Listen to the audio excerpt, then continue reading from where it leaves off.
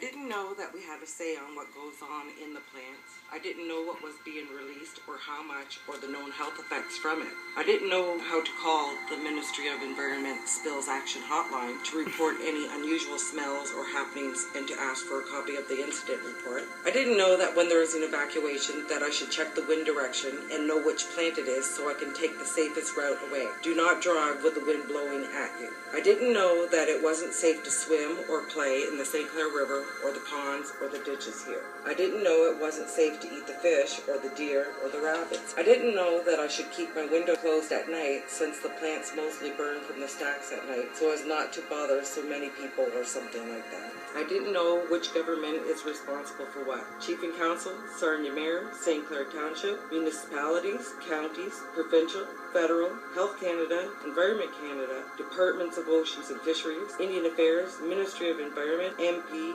MPP, Ministry of Natural Resources. I didn't know that those flares should only be burning when there is a problem. I didn't know that workers get some kind of slip when they have been exposed to chemicals. I didn't know how hard it is to collect pensions for the widows or disabled workers. I didn't know that when there is a power outage, why we get our power back on so fast, because we are in more danger when the plants don't have the power. I didn't know that the colors burning off the flares mean different substances are burning off. I didn't know that those beautiful colors of our sunrises and sunsets are due to the pollution and chemicals. I didn't know that when the Suncor was building their first flare stack that they were digging up human remains. I still don't know what they've done with it. I didn't know that these chemicals are used to make plastics, tubes in hospitals, makeup, batteries, carpets, cooking pans, cleaning products, and so on. I didn't know the same companies here make the medicines for cancers and other ailments. I didn't know that there were noise and vibration laws for these plants. I didn't know that some of the plants have native hiring policies. I didn't know that the plants self-report their releases. I didn't know that the plants can do pollution credit sharing or selling since they are allowed to release so much into the air. I didn't know that we sold the land so that industry could come to the area and create jobs. I didn't know that when the government had Indian agents here supposedly taking care of us, that we were not allowed to have legal representation. I didn't know anything about accumulative effects. I didn't know that these chemicals here can be passed on through generations. I didn't know that existing air monitors aren't set up to collect all samples that could be out there. I didn't know that the workers are scared to report things, fearing loss of jobs. I didn't know that the workers have reported maintenance problems and they don't get fixed until they blow. I didn't know that the routine maintenance checks on holding tanks are only every 10 years. I didn't know that the riveted holding tanks are way out of date. I didn't know that these industries are still using some machinery from when they first came. I didn't know that there is a new law about pipelines being too close to home. I didn't know when the plants get fined that it goes to the municipalities. I didn't know that the plants have to give out 1% of its profits to the surrounding communities. I didn't know that the people in a 1-mile radius of clean harbors receive a yearly fee. I didn't know that Lanxess supplies the rubber that is in gum. I thought it came from rubber trees. I didn't know that the City of Sarnia Police don't have money in the budget to buy proper gear for when there is roadblocks due to chemical releases. I didn't know that the government works by the 4 Ds: deny, delay,